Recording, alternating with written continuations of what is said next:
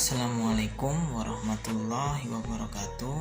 Untuk video kali ini saya akan membahas tema tentang hukum bisnis di era globalisasi dan perlindungan untuk konsumen. Video ini bertujuan untuk memenuhi tugas UAS semester 1 dari mata kuliah Aspek Hukum dalam Bisnis dengan dosen pengampu Bapak Dermawan dengan gelar SEMM. Sebelumnya perkenalkan, saya mahasiswa Universitas Pancasakti Bekasi. Nama saya Daryono dengan nomor NIM 28920500062. Saya dari Prodi Manajemen. Sebelum kita masuk ke pembahasan kita mengenai hukum bisnis di era globalisasi dan perlindungan untuk konsumen, terlebih dahulu kita pahami untuk pengertian hukum bisnisnya.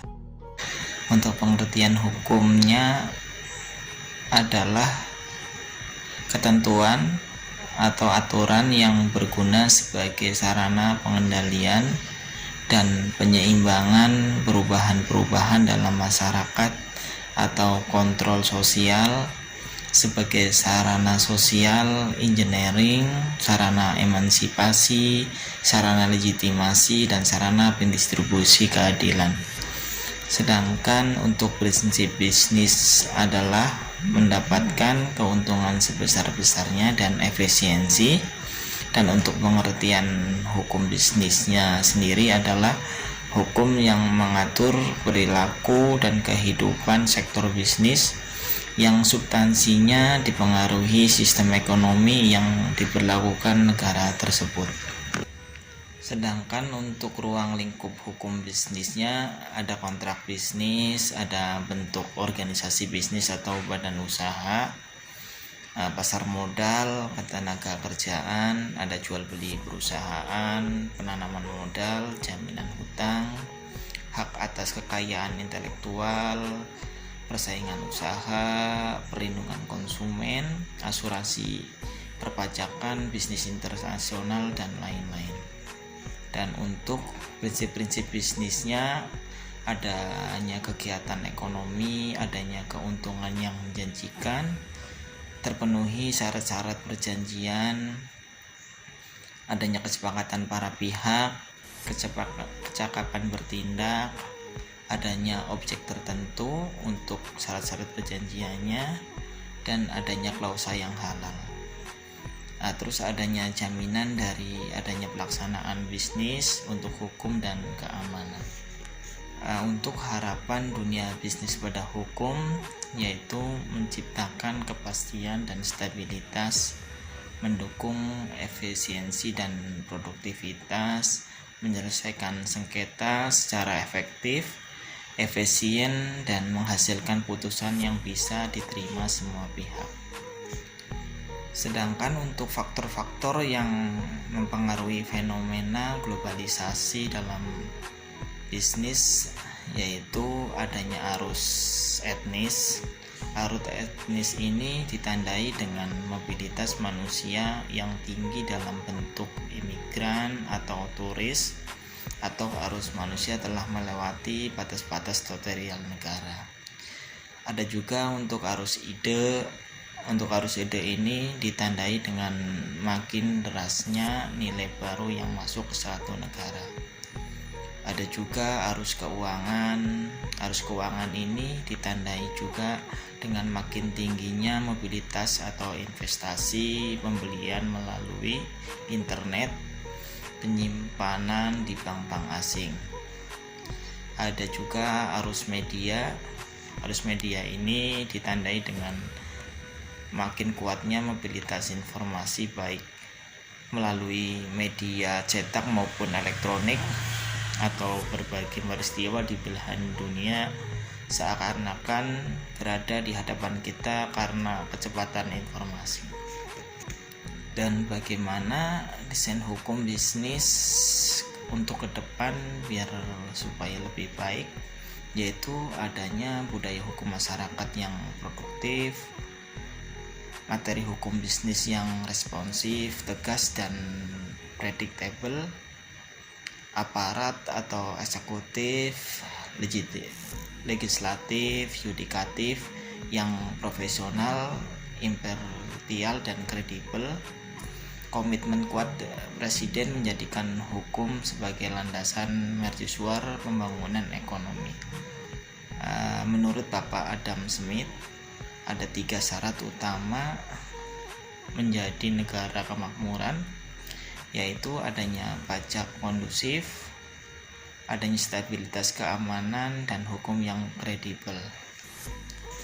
Dan untuk pengertian perlindungan konsumen adalah segala upaya yang menjamin adanya kepastian hukum untuk memberikan perlindungan kepada konsumen.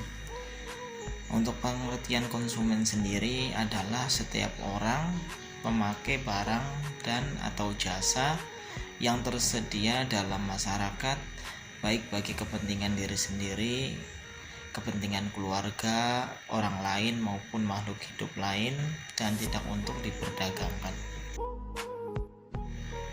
Untuk dasar hukum perlindungan konsumen, pada hakikatnya terdapat 2 instrumen hukum penting yang menjadi landasan kebijakan perlindungan konsumen di Indonesia, yaitu pertama Undang-Undang Dasar 1945 sebagai sumber dari segala sumber hukum Indonesia, mengamanatkan bahwa pembangunan nasional bertujuan untuk mewujudkan masyarakat adil dan makmur, dan tujuan pembangunan nasional diwujudkan melalui sistem pembangunan ekonomi yang demokratis sehingga mampu menumbuhkan dan mengembangkan dunia yang memproduksi barang dan jasa yang layak dikonsumsi oleh masyarakat.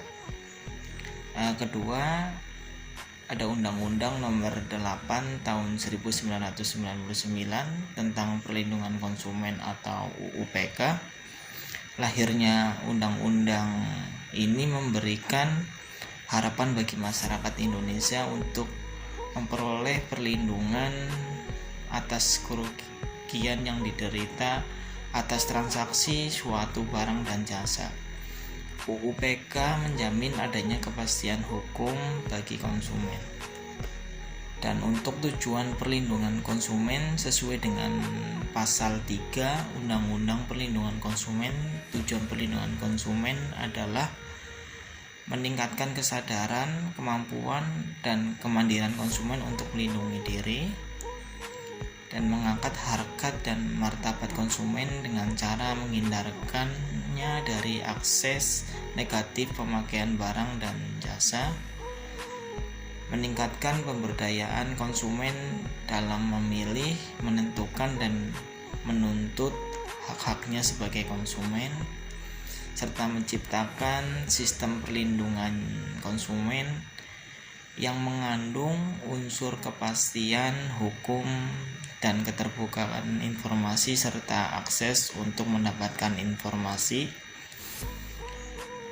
menumbuhkan kesadaran pelaku usaha mengenai pentingnya perlindungan konsumen sehingga tumbuh sikap yang jujur dan bertanggung jawab dalam berusaha, dan meningkatkan kualitas barang atau jasa yang menjamin kelangsungan usaha produksi barang dan jasa, kesehatan, kenyamanan, keamanan, dan keselamatan konsumen. Asas perlindungan konsumen yaitu ada asas manfaat, adalah mengamanatkan bahwa segala upaya dalam penyelenggaraan perlindungan konsumen harus memberikan manfaat sebesar-besarnya bagi kepentingan konsumen dan pelaku usaha secara keseluruhan. Ada asas keadilan, yaitu partisipasi seluruh rakyat dapat diwujudkan secara maksimal dan memberikan kesempatan kepada konsumen dan pelaku usaha untuk memperoleh haknya dan melaksanakan kewajiban secara adil. Ada asas keseimbangan, memberikan keseimbangan antara kepentingan konsumen, pelaku usaha, dan pemerintah dalam arti material atau spiritual. ada asas keamanan dan keselamatan konsumen, yaitu memberikan jaminan atas keamanan dan keselamatan kepada konsumen dalam penggunaan, pemakaian, dan pemanfaatan barang dan jasa yang dikonsumsi atau digunakan. Dan asas kepentingan kepastian hukum, baik pelaku usaha maupun konsumen mentaati hukum dan memperoleh keadilan dalam penyelenggaraan perlindungan konsumen, serta negara menjamin kepastian hukum. Untuk hak-hak konsumen sesuai dengan pasal 5 Undang-Undang Perlindungan Konsumen, hak-hak konsumen adalah 1. Hak atas kenyamanan, keamanan, dan keselamatan dalam mengkonsumsi barang atau jasa. 2. Hak untuk memilih barang atau jasa serta mendapatkan barang dan jasa tersebut sesuai dengan nilai tukar dan kondisi serta jaminan yang dijanjikan. 3. Hak atas informasi yang benar, jelas, dan jujur mengenai kondisi dan jaminan barang atau jasa. 4. Hak untuk didengar pendapat dan keluhannya atas barang atau jasa yang digunakan. 5. Hak untuk mendapatkan advokasi, perlindungan, dan upaya penyelesaian sengketa perlindungan konsumen secara patut. 6. Hak untuk mendapatkan pembinaan dan pendidikan konsumen. 7. Hak untuk diperlakukan atau dilayani secara benar dan jujur serta tidak diskriminatif. 8. Hak untuk mendapatkan kompensasi ganti rugi atau penggantian apabila barang dan jasa yang diterima tidak sesuai dengan perjanjian atau tidak sebagaimana mestinya. 9. Hak-hak yang diatur dalam ketentuan peraturan perundang-undangan lainnya. Sedangkan untuk kewajiban konsumen sesuai dengan pasal 5 Undang-Undang Perlindungan Konsumen, kewajiban konsumen adalah 1. Membaca atau mengikuti petunjuk informasi dan prosedur pemakaian atau pemanfaatan barang dan jasa demi keamanan dan keselamatan. 2. Beretikat baik dalam melakukan transaksi pembelian barang dan jasa. 3. Membayar sesuai dengan nilai tukar yang disepakati. 4. Mengikuti upaya penyelesaian hukum sengketa perlindungan konsumen secara patut. Sekian untuk video dari saya dan saya akhiri. Assalamualaikum warahmatullahi wabarakatuh.